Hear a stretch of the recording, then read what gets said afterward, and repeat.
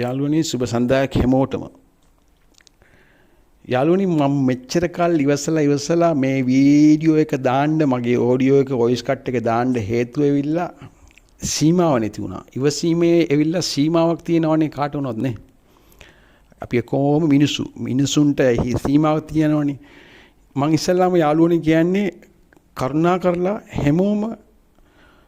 හැමෝම මේ ඔඩියෝ එක කරුණා කරලා ප්ලීස් ෂෙයා කරන්න. ඔයගොල්ලෝ රටට ආදරය කරනවා නම් ඔයගොල්ලන් අපේ රටට පණ වගේ ආදරේ නම් මව් රට නම් කරුණා කරලා මේ ඔඩියෝ එක ෂෙයා කරන්න. මොකද මම කතා කරන්නේ මේ කාලකන්ණි 70 විපක්ෂය ස්පෙෂලි මුජිබුර් රහ්මාන් කබීර් හසිම් ඊට පස්සේ මරිකාර්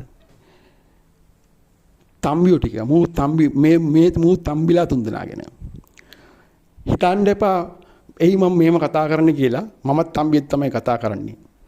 හරිද? ඉවසීමෙන් බැරිම තමයි මම මේ ඔඩියෝ එක දාන්නේ.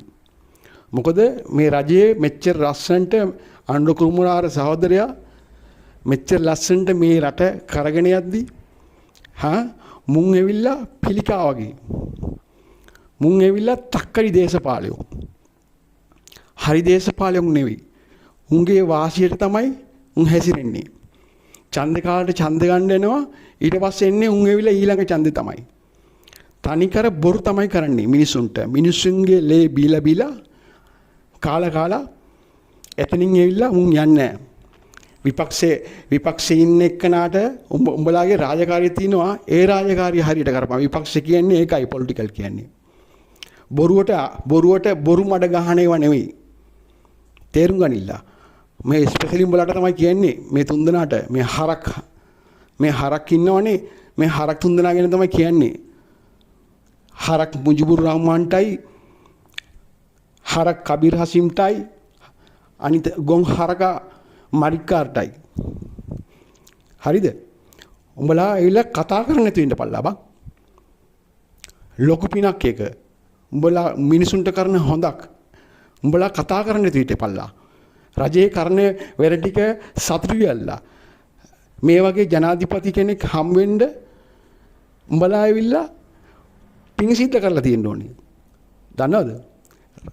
රටේ වංචාව 7-5ක්වත් මිනිසුන්ට වංචා කරන ජනාධිපති කෙනෙක් නෙවෙයි අපිට හම්බෙලා තින්නේ. අපිට හම්බෙලා තියෙන්නේ හොඳ පිරිසුදු ජනාධිපති කෙනෙක්. ඒක 100,000ක් මට ෂුවර්. ඒක මිනිසුන්ට ඔප්පු වෙලා ඉවරයි. උඹලා ඇවිල්ලා පට්ට හොරු කියලා මිනිසුත් ඔප්පු වෙලා ඉවරයි ඒකත්. අනිත් පැත්තෙන්. ඒක මතක තියාගනින්න. උඹලා කොච්චරත් මාධ්‍යයට ගිහිල්ලා කට ඇරලා බොරු කියලා කොච්චර කිව්වොත් ඇවිල්ලා මිනිස්සු දෙන් ඇවිල්ලා පිළිගන්නේ නැහැ. අපේ මේ සිංහල මුස්ලිම් තමිල් බර්ගර් හැමෝම දන්නවා උඹලා ඇවිල්ලා තනිකර වංචාවක් තමයි මිනිසුන්ට කරන්නේ. තනිකරම බොරු මට තමයි ගහන්නේ කියලා. කරුණා කරලා මේ වගේ තුප්පායි වගේ කරන්න එපා බං.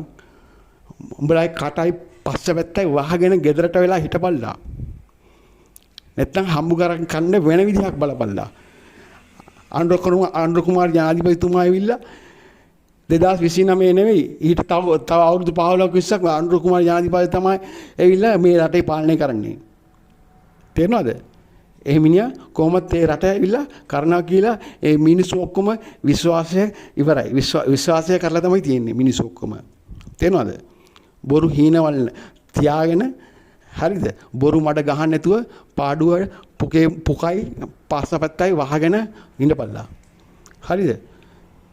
සෝරි යාළුවනි මම මේම වැරදියට කතා කරනවා නම් ඉවසීමෙන් සීමාවක් තියෙනවා. ඉවසෙන්න බැරිම තමයි මේක දැම්මේ. කරුණා කරලා ප්ලීස් මේක පුළුවන් තරම් ෂෙයා කරන්න. thank you.